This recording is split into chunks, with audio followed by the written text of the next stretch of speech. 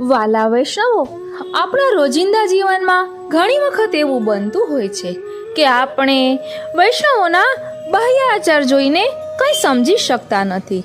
તેની પાછળ કંઈ ને કંઈક રહસ્ય છુપાયેલું હોય છે.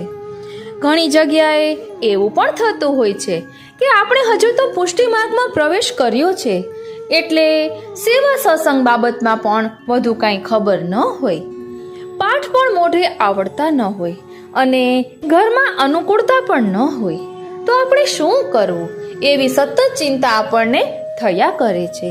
તો ગઈકાલે જ મેં કાલિંદી બેટીજીના વચનામૃતમાં સાંભળ્યું કે વ્રજભક્તો શું કરતા. તેઓ કાંઈ બેસીને પાઠ નહોતા કરતા, ચિત્ત પ્રભુમાં રાખતા હતા. તો આપણે પણ ઘરનું કામ કરતા કરતા ચિત્ત પ્રભુમાં રાખવાનું છે. કંઈ ન આવડે તો શ્રી કૃષ્ણ શરણમમાં તો આવડે જ ને.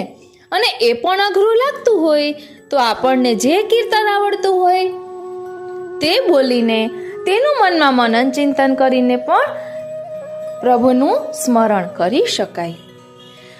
વૈષ્ણવો અત્યારે પણ એવા છે કે જેમને એમના શ્રી ઠાકોરજીમાં અનન્યતા છે. તેવો એક પ્રસંગ આપણે આજે જોઈશું. એ વૈષ્ણવ એક વખત શ્રી રમેશભાઈ પરીખને ઘરે ગયા અને બપોરના 4 કેમ વાગ્યા હતા. એટલે રમેશભાઈ પરીખે કહ્યું કે આ ઠાકોરજીને ધરાવેલું લીંબુ શરબત લો. તો એ વૈષ્ણવે કહ્યું કે હું હમણાં નહીં લઉં, મને જરાક પેટમાં સરખું નથી. અને ત્યારબાદ અડધી પોણી કલાક પછી એમણે એ શરબત લીધું કે હવે મને સારું છે, હવે મને આપ એ શરબત આપો ઠાકોરજીને ધરાવેલું. એટલે રમેશભાઈ પરીખે કહ્યું કે આપ ભલે પેટમાં સરખું નથી એવું કારણ દર્શાવો છો, પરંતુ તેની પાછળ કંઈક બીજું જ રહસ્ય છુપાયેલું છે. તો આપણે એ પ્રસંગ સમજીશું અને ઠાકોરજીની વિરહ ભાવના કઈ રીતે કરવી જોઈએ, તેનું ચિંતન શું કઈ રીતે કરવું જોઈએ અને પ્રપંચની વિસ્મૃતિપૂર્વક શ્રી ઠાકોરજીનું સ્મરણ કઈ રીતે કરી શકાય, સંસારમાં જળ કમળવત કઈ રીતે રહી શકાય, તેનું ખૂબ જ સુંદર ભાવદર્શન આજે આપણે જોવાના છીએ. વાલા વૈષ્ણવો, જય શ્રી કૃષ્ણ. હું મના તુરી આપ સર્વે વૈષ્ણવોનું આજના આ અલૌકિક સત્સંગમાં હાર્દિક સ્વાગત કરું છું. સૌપ્રથમ આપણે 18મા શિક્ષાપત્રનો ભાવાર્થ જોઈશું અને ત્યારબાદ સંસ્કૃતમાં પાઠ કરીશું. શિક્ષાપત્ર 18મું. કાળ પોતાનું કામ કરે જાય છે, જીવને તેની ખબર પડતી નથી, તેથી તે પ્રભુના કાર્ય કરવામાં પ્રમાદ કરે છે અને પોતાના લૌકિક કાર્યોમાં પણ વિહવળ બને છે. જેઓ ભગવાનના છે તેમને કેવળ ઉદરપોષણ માટે જ વ્યાપાર કરવો એ યોગ્ય નથી. જેઓ પ્રભુના સેવકો છે તેમનું ઉદર શું કૃપાનિધિ પ્રભુ નહીં પૂરે? શ્રી મહાપ્રભુજી નવરત્નમાં કશી પણ ચિંતા ન કરવી એવું જે કહે છે તેની ઉપર ચિંતન કરો. વળી તેઓ શ્રીએ અજ્ઞાની અને જ્ઞાની વચ્ચે અજ્ઞાની બંનેની કૃતિમાં સમતા નિરૂપિત કરી છે. તો પછી જ્યાં સાધનનો જ અભાવ હોય ત્યાં જ્ઞાનીને પણ શું ફળ થવાનું? લીલા સિવાયના પદાર્થમાં આનંદ ન હોવાથી ક્લેશ થાય અને ક્લેશથી વિરહ થતા હરિની સ્ફૂર્તિ થાય. તેથી જેમ તેમ કરી પ્રપંચની વિસ્મૃતિ કરો, હૃદયમાં શ્રી કૃષ્ણની સ્થાપના કરો. કૃષ્ણ ગૂઢ સદાનંદ લીલાયુક્ત રસરૂપ ને પોતાના સમાન નામવાળા તથા ભક્તના ભાવાત્મક છે. તે યશોદાજીના લાડીલા મુક્ત ભાવોથી ભરેલા પ્રપંચના વૈરી અને બાધક હોય તેવા લૌકિક કારણોનો નાશ કરનારા છે. પોતાનો પ્રવેશ થઈ શકે એ હેતુથી તે કામાદિક સર્વ દોષોને નિવૃત્ત કરે છે. જેઓ પોતાને માટે સર્વસ્વનો લૌકિક વૈદિક ત્યાગ કરી વિપ્રયોગની આરતી કરે છે તેમને માટે ઉલ્લાસ ધારણ કરે છે. શ્રીમદ આચાર્યજીના હૃદયરૂપી શૈયામાં પોઢી રહ્યા છે અને વ્રજભક્તોની સાથે રમણ કરવામાં તત્પર હોવાથી ભાવરૂપી અનંત સ્વરૂપો ધારણ કરે છે. શ્રીનાથજી ભ્રમર પંક્તિના વેગવાળી રોમ પંક્તિથી તે અત્યંત શોભિત છે. તેમનું વદન કમળ સદા પ્રસન્ન રહે છે અને તેમની આંખો દયારસથી આર્દ્ર હોય છે. તેમણે શિર ઉપર મયુરપીંછનો મુકુટ ધારણ કર્યો છે અને શ્રૃંગાર રસનો રૂપ પ્રકટ કર્યું છે. એવા અનંત ગુણોથી પૂર્ણ શ્રી કૃષ્ણને હૃદયમાં વારંવાર ધારણ કરવા. જીવ જ્યાં સુધી જીવે ત્યાં સુધી પોતાનો ધર્મ છે એમ સમજી તેમની સેવા કરવી. તેમાં ભોગ, ફળ કે પ્રતિષ્ઠાની દ્રષ્ટિ રાખવી નહીં. આવી સેવા કેવી હોય તે શ્રીમદ આચાર્યજીએ સર્વનિર્ણય ગ્રંથમાં નિરૂપિત કરી છે. સેવા તે રીતે કરવી, અન્ય માર્ગની રીતે નહીં. અગર તો કોઈ કલ્પિત પ્રકાર અનુસરવો નહીં. તેમ કરતા દુર્ભાવ આવી ન જાય એ જોવું. શ્રી યશોદોત્ સંગલાલિત શ્રી કૃષ્ણ શ્રીમદ આચાર્યજી તેઓ શ્રીના પુત્ર અને શ્રી સ્વામિનીજી વ્રજ ભક્તો આ ચાર પરમ તત્વરૂપ છે. એમની સાથે અન્યની તુલના કરવાથી બુદ્ધિનો સર્વથા નાશ થાય છે. માટે સંક્ષેપમાં આટલી શિખામણ હૃદયમાં ધારણ કરવી. જો અન્ય કોઈ અધિકારી મળી આવે અને શ્રદ્ધાળુ બની પોતાની સ્વેચ્છાથી પૂછે તો તેને પણ આ ઉપદેશ કરવો. જો જીવની ભગવત તત્પરતા આવી રીતે સિદ્ધ થાય તો દયાળુ પ્રભુ આવા ભગવદ આરતી કરનારા ઉપર પ્રસન્ન થાય છે. જેમ કોઈ કામી પુરુષ દ્વિતીય ઉપર પ્રસન્ન થાય છે તેમ ભગવદ વાર્તા કરનાર ભક્ત પર હરિ પ્રસન્ન થાય છે. હવે આપણે સંસ્કૃતમાં શિક્ષાપત્ર 18મું કરીએ. શિક્ષાપત્ર 18મું.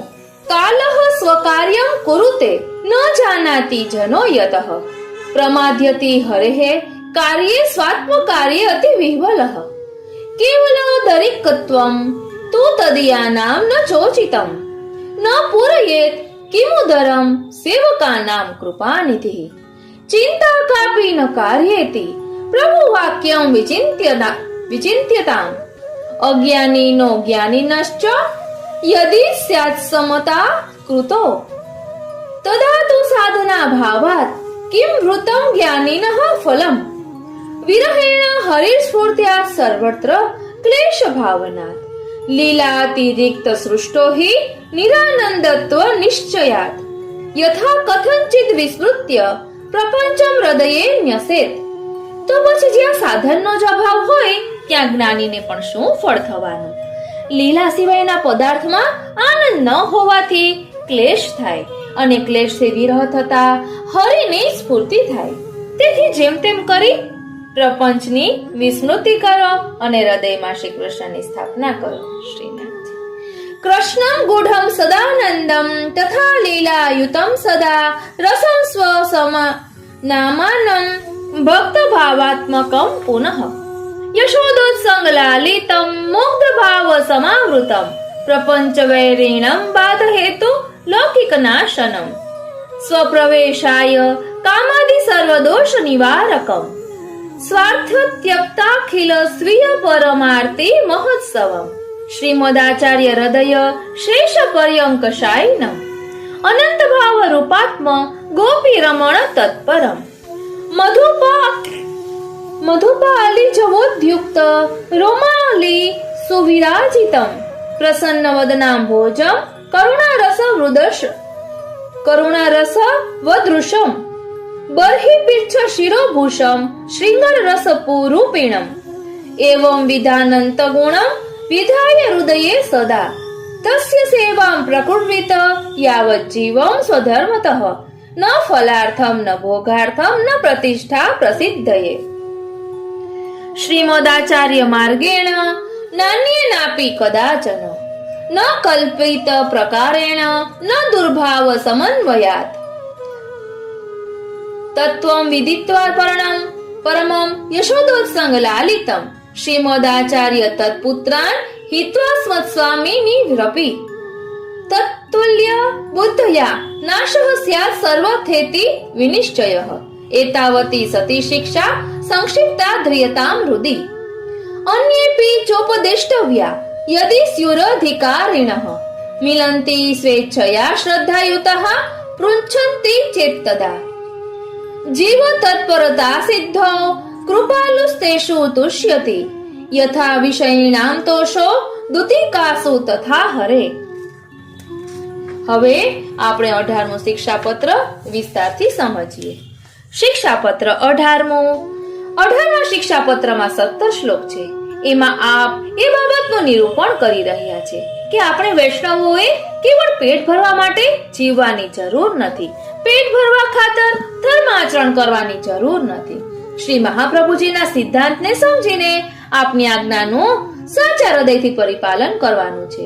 શ્રી હરિરાય ચરણ પ્રથમ શ્લોકમાં આજ્ઞા કરે છે કે આપણે જાણતા નથી કે સમય કેટલો ઝડપથી પસાર થઈ રહ્યો છે. સમયને થોભાવી શકાતો નથી. બહુ મોડી ખબર પડે છે કે આટલા બધા વર્ષો વીતી ગયા. માણસ બીજું બધું થોભાવી શકે, સમયને થોભાવી શકતો નથી. સમય તો પોતાનું કામ કર્યા જ કરે છે. તે જાણતા હોવા છતાંય આપણે આપણા જીવનની બાબતમાં ભારે દુર્લક્ષ્ય સેવતા હોઈએ છીએ.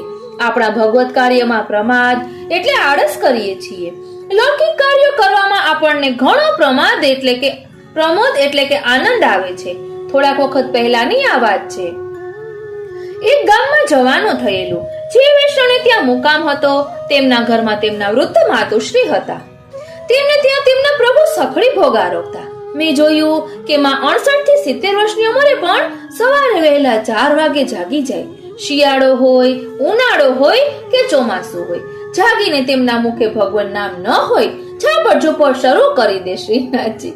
સવારે 8-8:30 વાગ્યા સુધી તે બધું કામ કર્યા જ કરે. બધું કામ પરવારીને પછી નિરાતે સેવામાં નાય. સેવામાં હોય ત્યારે અંદરથી તેમની પુત્ર વધુઓને સૂચનાઓ આપ્યા જ કરે. આમ કરો, તેમ કરો, આમ કરો, તેમ કરો. સાંજે બધું કામ પતાવીને 6-6:30 વાગ્યે નાય અને ઝડપથી સેવા પરવારીને બહાર આવીને ઘરના કામમાં લાગી જાય. મેં માને હળવેથી પૂછ્યું, માં, તમારા ભાગ્ય છે કે પ્રભુ તમારા માથે બિરાજે છે, તમારા હાથની સખડી આરોગ્ય છે, તમારે ઘરની કોઈ જવાબદારી નથી, 2 મજાની સંસ્કારી ગુણિયલ પુત્ર વધુઓ છે, ઘરની બધી જવાબદારી સંભાળનારી છે, અને છતાંય તમે ઘરના કામમાં આટલા બધા રચ્યા પચ્યા કેમ રહો છો? માએ કહ્યું, ઘરકામમાં મને ઠીક રહે છે, સેવામાં જોઈએ એવું મન લાગતું નથી શ્રીનાથજી.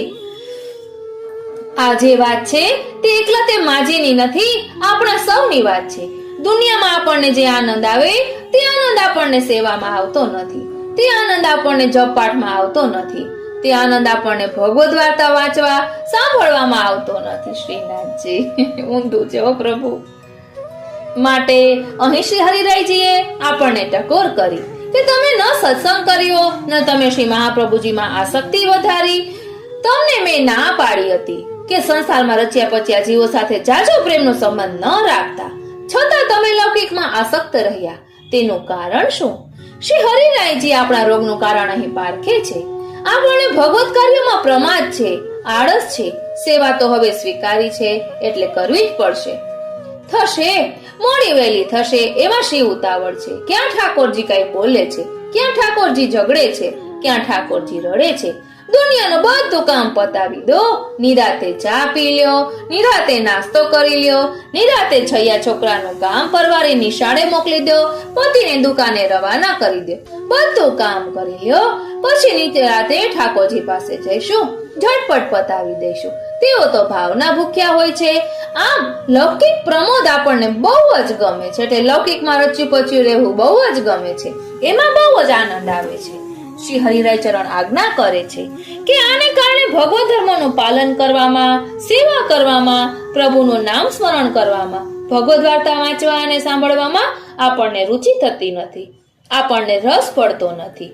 શ્રી મહાપ્રભુજીએ પણ આ જ વાત આસુવ્યામો લીલા કરતા પહેલા પોતાના બાળકોને અને વૈષ્ણવોને સૌને સમજાવી હતી. છેલ્લી શિખામણ આપી હતી, તમે ભવિષ્યમાં જો બહિર્મુખ થઈ જશો તો આ સમયનો પ્રવાહ તમને ખેંચી જશે. બહિર્મુખ એટલે શું અને અંતર્મુખ એટલે શું?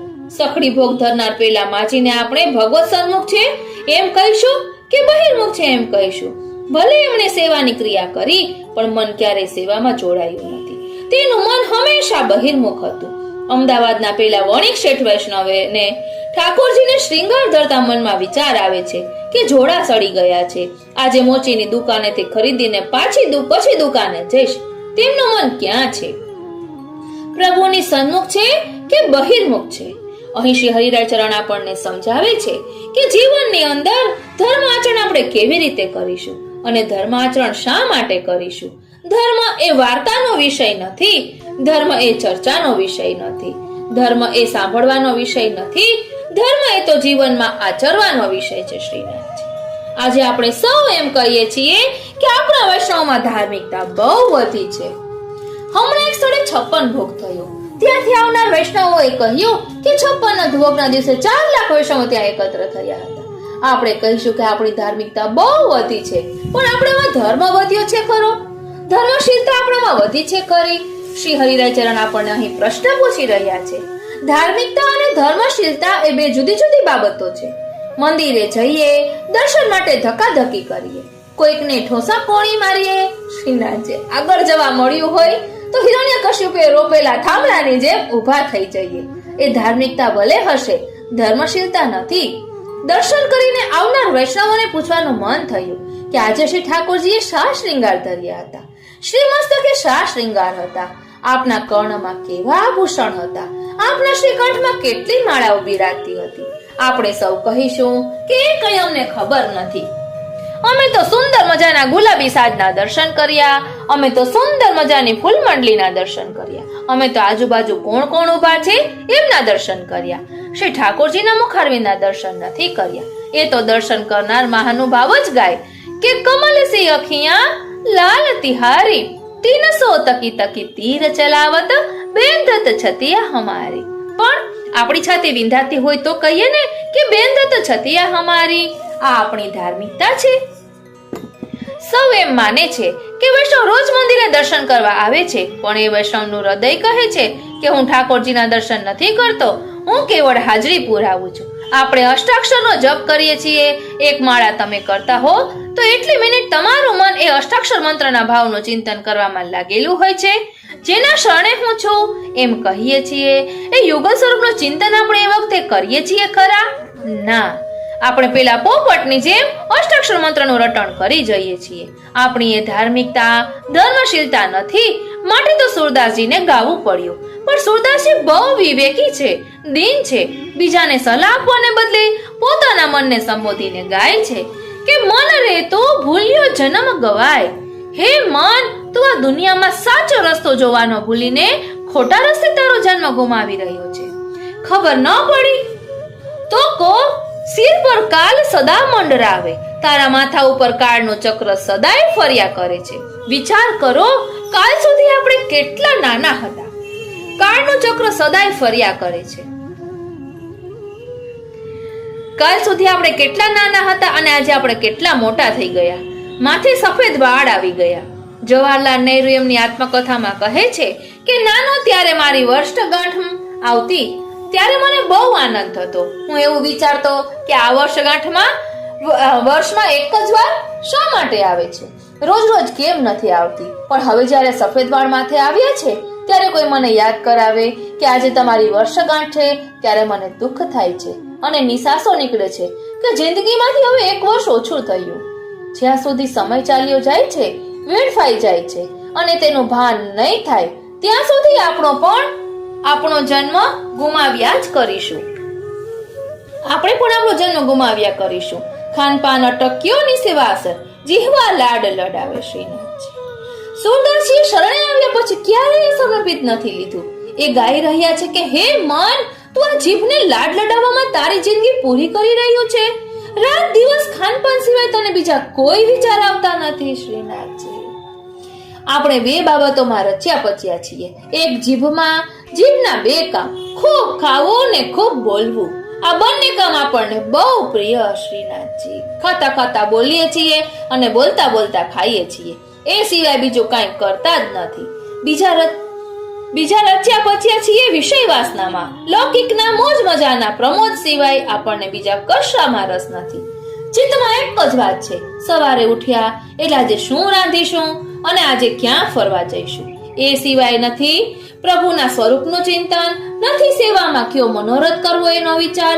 માટે તો સુરદાસજી બીજા પદમાં કહે છે, દેખો દુર્મતિ યહ સંસાર કી. આ સંસારના લોકોની ખરાબ બુદ્ધિ તો જુઓ. હરીસો હીરા છોડ હાથ में બાંભત પોટ વિકાર કી પ્રભુ હરિ જેવો હીરો આપ્યો છે, એને ગોખલામાં પધરાવી દીધો અને દુનિયાની મોજ મજાની પોટલી બાંધતા ફરી રહ્યા છે. માટે શ્રી હરિરાય ચરણ આજ્ઞા કરે છે કે હે પ્રિય વૈષ્ણવો, તમે આ જીવન પેટ ભરવા ખાતર ન જીવશો. શ્રી હરિરાય ચરણની આ આજ્ઞા આપણે સમજવા જેવી છે. શાસ્ત્રો એમ કહે છે કે 84 લાખ યોનિમાં ફરતા ફરતા જીવન તે મનુષ્ય યોનિને પ્રાપ્ત કરે છે. પ્રભુને પ્રાપ્ત કરવા માટે મનુષ્ય યોનિ સિવાય બીજી કોઈ યોનિ કામમાં આવતી નથી. ધર્મનું આચરણ કેવળ મનુષ્ય યોનિમાં જ શક્ય છે. એવો મનુષ્ય દેહ પ્રભુ કૃપાએ કરીને આપ્યો.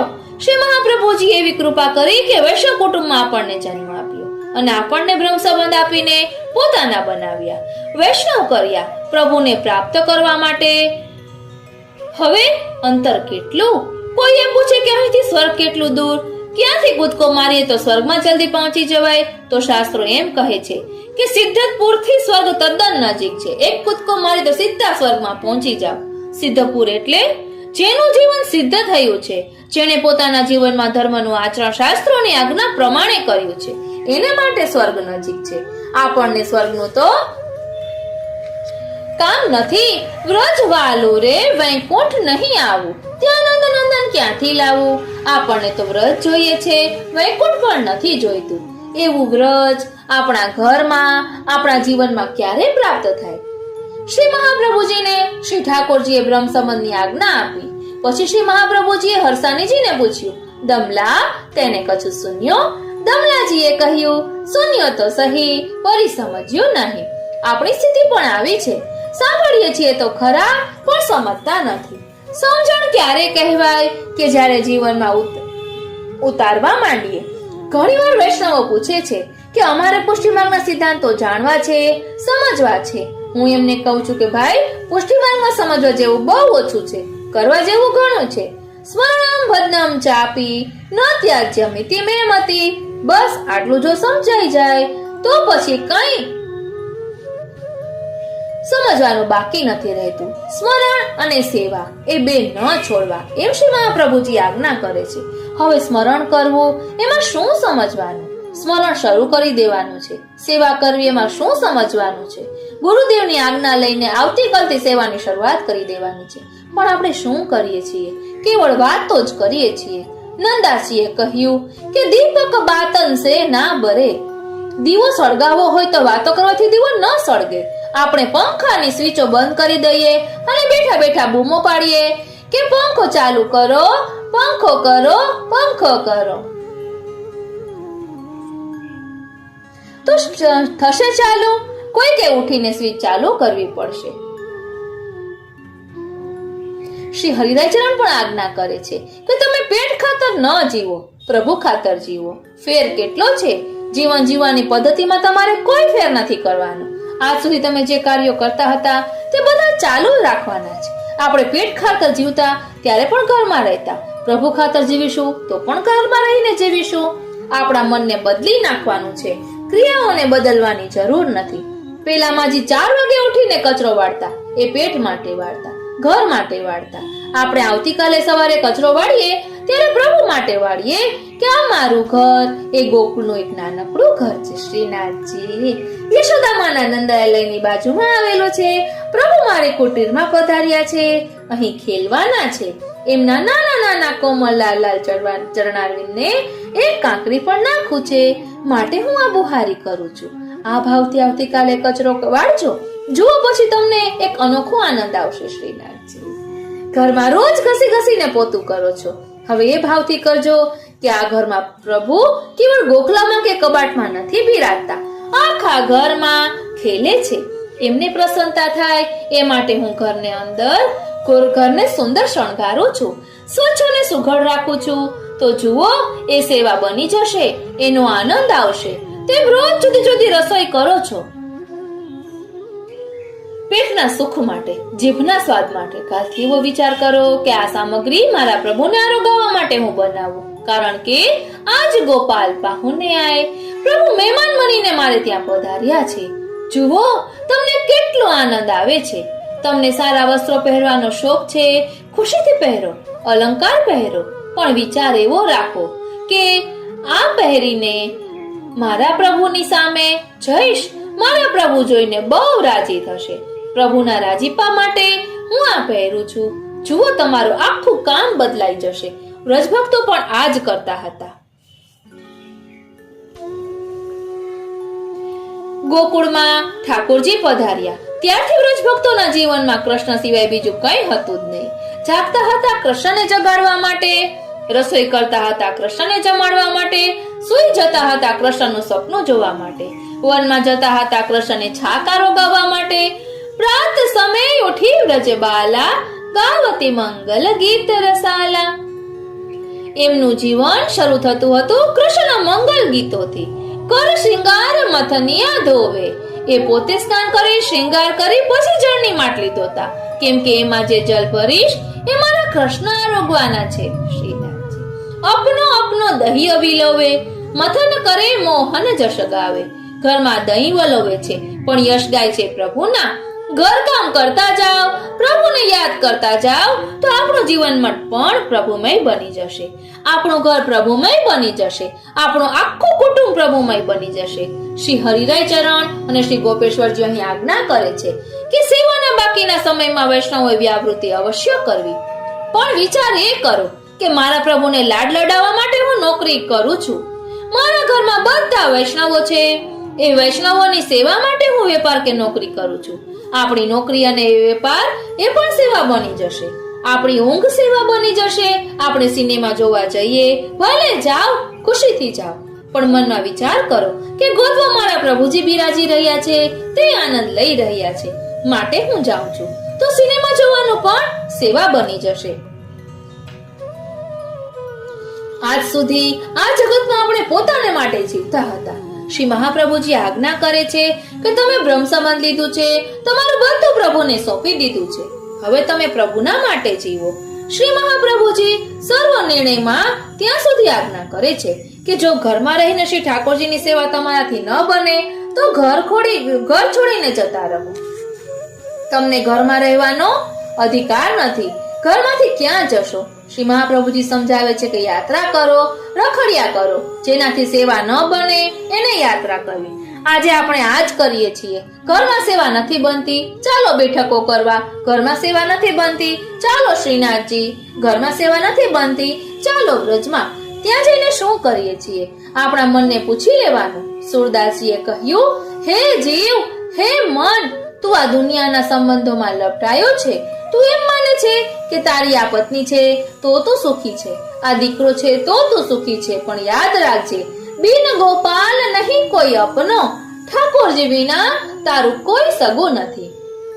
સાચા સગા છો શ્રીનાથજી સોહાગી મારે, સાચા સગા છો શ્રીનાથજી. સાચા સગા છો શ્રીનાથજી સોહાગી મારે, સાચા સગા છો શ્રીનાથજી. બીજું સગું તો સૌ મુખથી કહેવાનું, દુઃખમાં ન આવે કોઈ સાથજી સોહાગી મારે, સાચા સગા છો શ્રીનાથજી. દુઃખ આવે ત્યારે બધા આવીને આશ્વાસન તો આપી જાય, પણ આપણું દુઃખ બીજું કોઈ ભોગવવા આવતું નથી. ભોગવવું પડે છે કેવળ હૃદયમાં બિરાજતા પ્રભુને. શ્રીનાથજી આપણું શરીર રોગ ભોગવે ત્યારે પ્રભુને પણ પરિશ્રમ પડે છે. સુરદાસજી કહે છે, કોણ માત પિતા સુત ઘરની, કોણ બાપ ને કોણ માં, કોણ પત્ની ને કોણ દીકરો. यह सब जग रेन को सुपना. આ દુનિયા તો એક રાતનું સ્વપ્ન છે, છતાંય આપણને સપનું વધારે મીઠું લાગે છે. મન મલિન ઘર ઘર પ્રતિ ડોલત, ઉદર ભરત હેત. હે મન, તું કેટલું ગંદુ છે, મલિન છે. બે કોડિયા અનાજ માટે ઘર ઘર ભટકે છે. આપણને જોઈએ એટલું ઠાકોરજી આપતા હોવા છતાંય વધારે ને વધારે કેમ મળે એના પ્રપંચમાં ફસાયેલા છીએ. 1000 મળે એને 10,000 જોઈએ, 10,000 મળે એને લાખ જોઈએ, લાખ મળે એને કરોડ જોઈએ, અને કરોડ મળ્યા પછી આપણી કરોડ ભાંગી જાય, એટલે કરોડરજ્જુ ભાંગી જાય. એ કરોડને સાચવવાની ઉપાધિના પોટલા એવા આવે કે નથી સેવા સૂઝતી, નથી સ્મરણ સૂઝતું. મુંબઈમાં એક વૈષ્ણવને ત્યાં એક દિવસ જવાનું થયું. બહુ જ રાજભોગ શ્રૃંગાર, પ્રભુને અંગીકાર કરાવવાની એમની તૈયારી. ઠાકોરજીને શ્રૃંગાર આપવા બેઠેલા અને બાજુમાં ટેલિફોન. મિનિટે ઘંટડી વાગતી. શ્રૃંગાર ધરતા જાય, વાતો કરતા જાય. મેં કહ્યું, આ બધું પહેલા પતાવી લો ને, પછી ધરજો શ્રૃંગાર.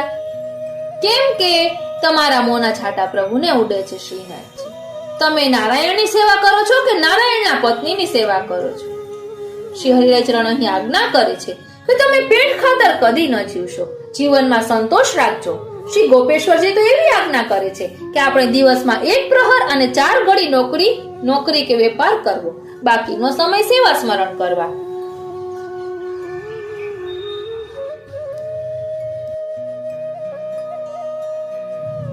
શ્રી ગુસાઈજીના એક સેવક થઈ ગયા. તે એકલા હતા, નોકરી કરવાની જરૂર પડી. શ્રી ગુસાઈજીના સેવક નારાયણદાસ દીવાનને ત્યાં નોકરીએ ગયા. એમણે સાવચેતી રાખીને પોતે શ્રી ગુસાઈજીના સેવક છે એવું બતાવ્યું નહીં.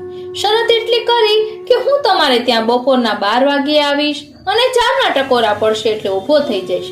તમે જે પગાર આપતા હો એનાથી ભલે અડધો આપજો, પણ 4 વાગ્યા પછી 1 મિનિટ ઊભો નહીં રહો. દીવાને કહ્યું ભલે. તેઓ રાજભોગ ધરીને પ્રસાદ લઈને જાય ત્યારે ઠાકોરજીને વિનંતી કરી કે આપ ઘરમાં ખેલજો. આ ખીલોના છે, હું 4 વાગે આવીશ. ઠાકોરજી એમનો છેડો પકડીને પૂછે, સાંજે આવીશ ત્યારે મારા માટે શું લાવીશ? એ કહે, આજે તમારા માટે સુંદર કેરી લાવીશ. ઠાકોરજી આજ્ઞા કરે, ભલે જાઓ. 4 વાગે એટલે તરત ઊભા. 4 કલાકમાં કામ કરે 8 કલાકનું. એ જાણતા હતા કે જે મને પગાર આપે છે એનો શેઠ ને મારે બરાબર લાભ આપવો જોઈએ. પ્રમાણિકતાથી મારે નોકરી કરવી જોઈએ. બજારમાંથી કેરી લઈને ઘેર આવે, સાંકળ ખકડાવે. ઠાકોરજી અંદરથી પૂછે, મારા માટે શું લાવ્યો? તે કેરી બતાવે ત્યારે પ્રભુ દ્વાર ખોલે. પ્રભુ એમના ઉપર પ્રસન્ન કેમ હતા? એ પ્રભુનું સુખ વધારે વિચારતા. પોતાના જીવન માટે નોકરી કરતા નહોતા, પ્રભુની પ્રસન્નતા માટે નોકરી કરતા હતા. માટે અહીં શ્રી હરિરાયચરણ આજ્ઞા કરે છે કે વૈષ્ણવે પેટ ભરવા ન જીવવું, વૈષ્ણવે પ્રભુની સેવા કરવા માટે જ જીવવું. આપણે જોઈ ગયા કે આપણામાં ધાર્મિકતા છે પણ ધર્મશીલતા નથી. શ્રી હરિરાયચરણ આ શિક્ષાપત્રમાં આપણને ધર્મશીલતા સમજાવે છે કે વૈષ્ણવમાં કેવું જીવન જીવવાની તૈયારી જોઈએ. આપણે કેવું જીવન જીવીશું? સંસ્કૃત સુભાષિતકારે તો બહુ સાચું કહ્યું. આહાર નિદ્રા ભય મૈથુનમ ચ સામાન્ય મેતદ પશુભીર નરાણામ. ખાવું, ઊંઘવું, બીક લાગે તો ભાગી જવું અને પ્રજા ઉત્પન્ન કરવી, આ 4 તો પશુ પણ કરે છે અને આપણે પણ કરીએ છીએ. આપણામાં અને પશુમાં ફેર શું? આપણું જીવન પણ આ પશુઓના જેવું બનતું જાય છે. ત્યારે શ્રી હરિરાયચરણ આજ્ઞા કરે છે કે આપણે વૈષ્ણવ તરીકે જીવવું હોય, વૈષ્ણવ તરીકે આપણે રહેવું હોય તો શું કરીશું? સૌથી પહેલા તો આપ કહે છે કે આ સંસારમાં ક્યાંય સાચો આનંદ નથી, બધે ક્લેશ છે. એ વાત બરાબર સમજી લેજો. સાચો આનંદ ક્યાંય નથી. જે કંઈ છે એ ઝાંઝવાનું પાણી છે, મૃગજળ છે. દુનિયામાં જેને આપણે આનંદ કહીએ છીએ એ આનંદ છે જ નહીં, એ તો દુઃખનું કારણ છે. સાચો આનંદ કેવળ પ્રભુ છે. તે આનંદ પ્રભુ જ આપી શકશે અને તે કેવળ પ્રભુમાં જ પ્રાપ્ત થશે. થોડાક વર્ષો પહેલાની વાત છે. મુંબઈમાં હરે કૃષ્ણ વાળાનો આશ્રમ છે, ત્યાં જવાનું થયું. જે આશ્રમના મુખ્ય સંચાલક સ્વામીજીને મળવાનું થયું. વાતમાં મેં એમને પૂછ્યું કે આપ નામ સ્મરણ કરો છો, એમાં આપને જે આનંદ આવે છે એ આનંદ હંમેશ માટે ટકી રહે છે ખરો? એમણે અડધી મિનિટ મારી આંખોમાં આંખો પરોવીને મને પૂછ્યું, મારે સાચું કહેવું જોઈએ? મેં કહ્યું, ચોક્કસ, આપણે પ્રભુની સામે ઊભા છીએ, ખોટું તો બોલાય જ કેમ?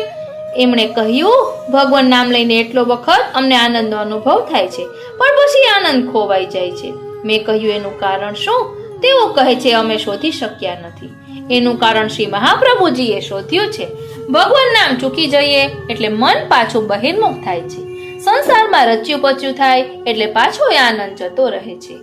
કુંભનદાસજીની વાર્તા તમે બહુ સારી રીતે જાણો છો. એક દિવસ સવારે કુંભનદાસજી સ્નાન કરીને ખેતરમાં વૃક્ષને નીચે બેઠા છે. શ્રીજી બાવા સામેથી પધાર્યા છે, ગોદમાં બિરાજ્યા છે અને કહે છે, કુંભના, આજે તને ખાનગી વાત કહેવા આવ્યો છું, તું કોઈને કહીશ નહીં હો. કુંભનદાસજી કહે છે, ભલે. હજી શ્રીજી બાવા વાત શરૂ કરે એ પહેલા તો સામેના દરવાજામાંથી રાજા માનસિંહ આવે છે.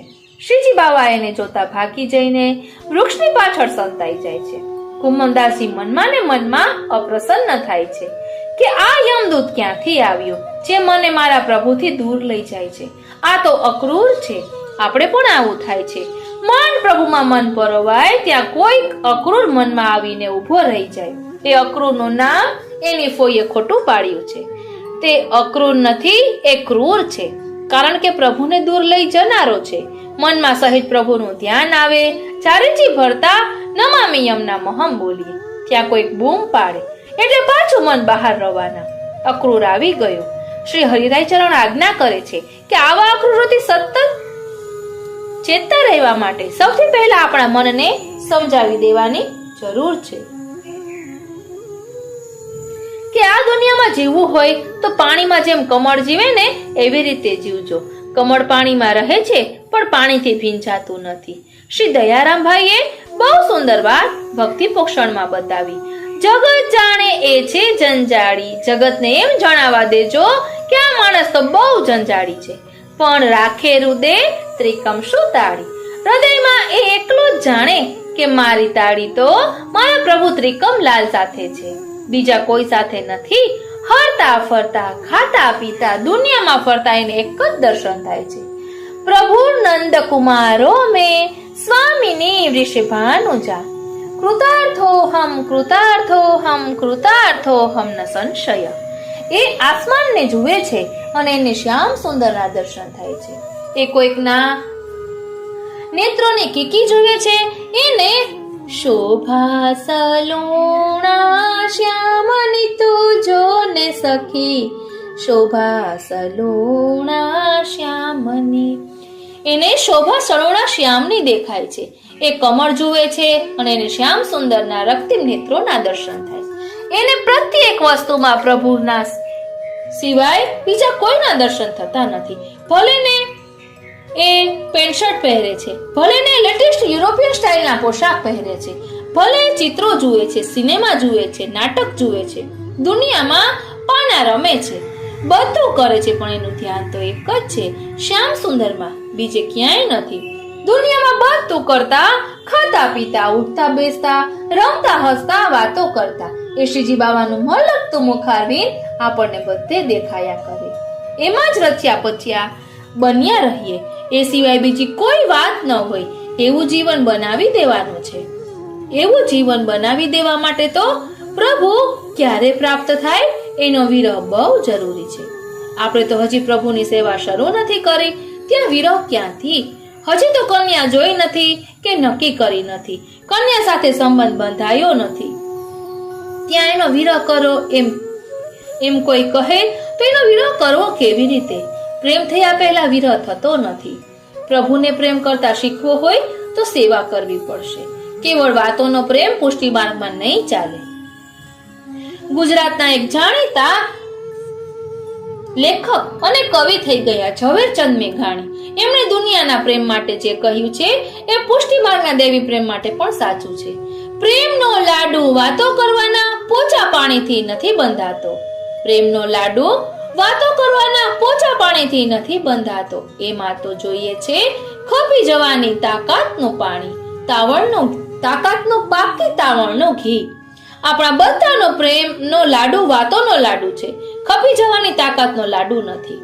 ઠાકોરજીની ઉપર બહુ પ્રેમ છે એમ કહીએ છીએ ખરા, અને એ પ્રભુને રોજ મિશ્રીની કટોરી ધરીને આપણે મનગમતા પકવાન અને ફરસાણ રોજ ઝાપટીએ છીએ. હમણાં સૌરાષ્ટ્રના એક વૈષ્ણવની વાત સાંભળી. ઘેર બે દીકરાનું સાથે લગ્ન છે, ગામડાના ખેડૂત વૈષ્ણવ છે, બે વહુઓને ચડાવવા માટે દાગીના બનાવવાના છે. પત્નીએ કહ્યું કે બે જણને કઈ નહીં તો 5-5 તોલા દાગીના તોલા સોનું તો આપવું પડશે. ઘરમાં 10 તોલા છે, એને ભંગાવીને બંને વહુના 5-5 તોલાના દાગીના બનાવી દઈએ. વૈષ્ણવ કહે કે ના હો, એ નહીં બને. ઘરમાં જે 10 તોલા સોનું છે એના 3 ભાગ થશે. તમારા દીકરાની વહુ પછી આપણો દીકરો અંદર બિરાજે છે એની વહુ પણ આવવાની છે. પહેલા આપણા ઠાકોરજીના 4 તોલાના શ્રૃંગાર કરાવો, પછી તમારી 2 વહુના 3-3 તોલાના શ્રૃંગાર થશે. આનું નામ ખપી જવાની પાકી તાવળનું ઘી. આપણે તો કહીએ છીએ કે એને તો ગુંજામાળા ધરી એટલે રાજી રાજી, આખો શ્રૃંગાર થઈ ગયો. હા, વાત સાચી છે. એ ગુંજામાળાથી રાજી થઈ જાય છે જો આપણે કેવળ ગળામાં તુલસીની માળા પહેરીને રહીએ તો. પણ આપણા ગળામાં સોનાનો અડોછો હોય, આપણા કાનની અંદર સાચા હીરાના ઇરિંગ હોય, આપણા હાથમાં સોનાના કંકણ હોય અને આપણા પ્રભુને એકલી ગુંજાની માળા ધરીએ તો એ આપણી લુચ્ચાઈ છે, એ આપણું ઠગારાપણું છે. પ્રભુ પ્રત્યેનો એ પ્રેમ નથી. માટે શ્રી હરિરાય ચરણ અહીં સમજાવે છે કે પ્રભુને પ્રાપ્ત કરવાનો વિરહ તો ત્યારે થશે કે જ્યારે પ્રભુના સુખ માટે આપણે આપણું સર્વસ્વ ન્યોછાવર કરી દઈશું. પ્રભુ તો પેલા અકિંચન વૈષ્ણવને મળે જે વૈષ્ણવના નકડી ઝૂંપડીમાં ઠાકોરજીને પધરાવીને ચોમાસાના મુશળધાર વરસાદમાં ઝૂંપડીની બહાર પલળતા બેસી રહ્યા છે. પ્રભુ આજ્ઞા કરે છે કે તમે અંદર આવો, તમે પલળો છો, એ મારાથી સહન થતું નથી. ત્યારે આપણે શું કરીએ છીએ? આપણે પંખા નીચે સૂઈ જઈએ છીએ, આપણે અગાસીમાં સૂઈ જઈએ છીએ. આપણે પ્રભુએ આપ્યું હોય તો એર કન્ડિશનર વસાવીએ છીએ. ત્યારે વિચારીએ છીએ કે ઘરમાં મારા પ્રભુ ક્યાં પોઢ્યા છે, એમને કેટલો પવન આવે છે, એમનું સુખ શું છે. આપણો પ્રેમ એ વાતો કરવાનો પોચા પાણીનો પ્રેમ છે. આપણો પ્રેમ ખપી જવાની તાકાતનો પાકી તાવળનો ના ઘીનો પ્રેમ નથી. એક વૈષ્ણવના દર્શન થયા. સાંજનો સમય છે, ઘેર આવેલા છે. તેમને સુંદર મજાનું લીંબુનું પ્રસાદી જળમાં કરેલું શરબત આપવામાં આવ્યું. તેમણે ઘડિયાળ સામે જોઈને કહ્યું, હમણાં મૂકી રાખો, હું કલાક રહીને લઈશ, મને હમણાં જરા ઠીક નથી. એ વાતો કરતા રહ્યા મારી સાથે. 5 વાગ્યા એટલે તેમણે કહ્યું, હવે હું પેલું શરબત લઈશ. મેં કહ્યું, તમે આપેલું કારણ બરાબર નથી. શરબત ન લેવાનું કારણ કંઈક જુદું છે. જો વાંધો ન હોય તો કહો. તેમણે કહ્યું, ભાઈ, બીજું કંઈ કારણ નથી. અમારા ઘેર 4:30 થી 5 ના વચ્ચે ઠાકોરજીને ઉત્થાપન થાય છે. તમે શરબત આપ્યું ત્યારે અમારા ઠાકોરજી જાગ્યા નહોતા. હજી તેમણે શીતળ જળના જારીજીને ઉત્થાપનના ભોગનો શીતળપણો ધરાવ્યો નહીં હોય. મારા પ્રભુ નો આરોગ્ય હોય તો મારાથી કેમ લેવાય? શ્રી ગોકુલનાથજીએ ને કલ્યાણ ભટ્ટ પૂછે છે કે કૃપાનાથ, તાદ્રશી વૈષ્ણવ કેવો હોય? હવે તાદ્રશી વૈષ્ણવ કેવો હોય તે આપણે પણ આવતા પાઠમાં સમજીશું. આજનો આ સત્સંગ શ્રીનાથજી, શ્રી યમુનાજી અને શ્રી મહાપ્રભુજીના ચરણારવિંદમાં સમર્પિત કરું છું. જય શ્રી કૃષ્ણ.